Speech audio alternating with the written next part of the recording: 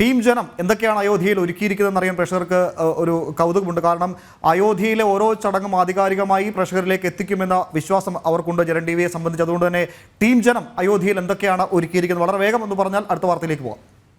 ഉമേഷെ, അയോധ്യയുമായി ബന്ധപ്പെട്ട് അതായത് ഏറ്റവും ആദ്യം തന്നെ അയോധ്യ രാമക്ഷേത്രത്തിൻ്റെ നിർമ്മാണത്തിൻ്റെ ഘട്ടം ഘട്ടമായുള്ള വിവരങ്ങൾ നമ്മൾ ഓരോ സമയത്തും പ്രേക്ഷകരിലേക്ക് എത്തിച്ചിട്ടുണ്ട്. ഒരുപക്ഷെ ഈ രാമക്ഷേത്രത്തിൻ്റെ ഭൂമി പൂജയ്ക്ക് ശേഷം ഓരോ ഘട്ടത്തിലും നമ്മൾ ക്ഷേത്ര നിർമ്മാണവുമായി ബന്ധപ്പെട്ട വിവരങ്ങൾ പ്രേക്ഷകരിലേക്ക് എത്തിച്ചിട്ടുണ്ട്. ഒപ്പം മുൻപ് നടന്നിട്ടുള്ള ഐതിഹാസികമായ സമര പോരാട്ടങ്ങൾ, അതിൻ്റെ ചരിത്രം പലതവണ നമ്മൾ പ്രത്യേക പ്രോഗ്രാമുകളായി പ്രിയപ്പെട്ട പ്രേക്ഷകരിലേക്ക് എത്തിച്ചു. അത് സ്വാഭാവികമായും ഒരിക്കൽ കൂടി അത് ഓർമ്മപ്പെടുത്തുന്ന രീതിയിലുള്ള വിവിധ പ്രോഗ്രാമുകൾ. ഒപ്പം അയോധ്യയിലെ ജനങ്ങളുടെ ഇപ്പോഴത്തെ ഒരു വൈകാരിക തലമുണ്ട്. നമ്മളത് കഴിഞ്ഞ ആഴ്ചയിലും പ്രേക്ഷകരിലേക്ക് എത്തിച്ചിരുന്നു. കാരണം അയോധ്യ ഒരു പുതിയ അയോധ്യയാണ്. മുൻപ് ഏതാനും മാസങ്ങൾക്ക് മുൻപ് പോലും ഏതാനും വർഷങ്ങൾക്ക് മുൻപ് അയോധ്യയിൽ പോകുന്ന ആളുകൾക്കുള്ള ഒരു അനുഭവമല്ല ഇപ്പോഴത്തെ അയോധ്യയുടെ ഒരു സാഹചര്യം. വലിയ പുരോഗതി ഉണ്ടായിരിക്കുന്നു.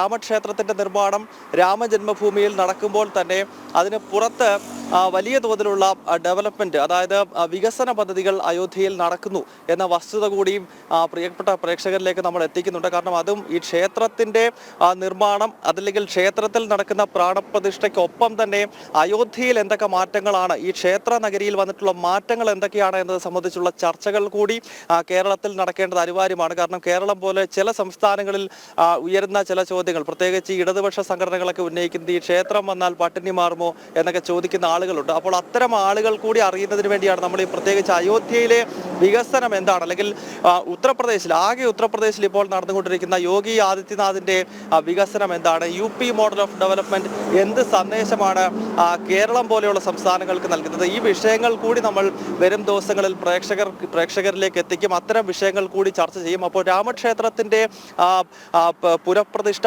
അവിടെ നടക്കുന്ന രാംലല്ലയുടെ പുനഃപ്രതിഷ്ഠ, അതോടൊപ്പം അയോധ്യ പോലെയുള്ള ഹിന്ദു തീർത്ഥാടന കേന്ദ്രങ്ങളിൽ വന്നിട്ടുള്ള വലിയ മാറ്റങ്ങൾ, പ്രത്യേകിച്ച് അയോധ്യയിൽ വന്നിട്ടുള്ള മാറ്റങ്ങൾ. കാരണം കഴിഞ്ഞ 500 വർഷം ഈ രാമക്ഷേത്രം അവിടെ ഉണ്ടായിരുന്നില്ല. താൽക്കാലിക ഒരു ക്ഷേത്രം മാത്രമാണ് ഉണ്ടായിരുന്നത്.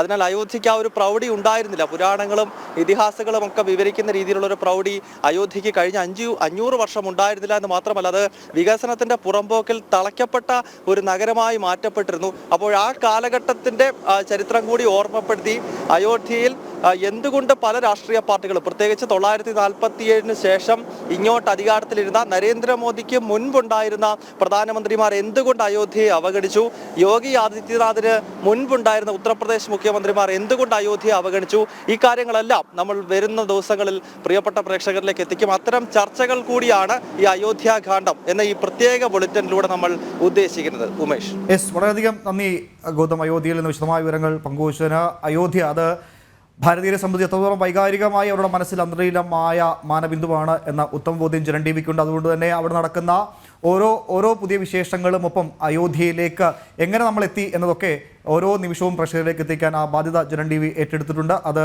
വളരെ മനോഹരമായി ഓരോ ദിവസവും ഓരോ മണിക്കൂറിലും പ്രേക്ഷകരിലേക്ക് എത്തിക്കും. ഗൗതമിൻ്റെ നേതൃത്വത്തിലുള്ള വലിയൊരു സംഘവും അയോധ്യയിൽ എല്ലാ തയ്യാറെടുപ്പുകളും പൂർത്തിയാക്കിയിട്ടുണ്ട്.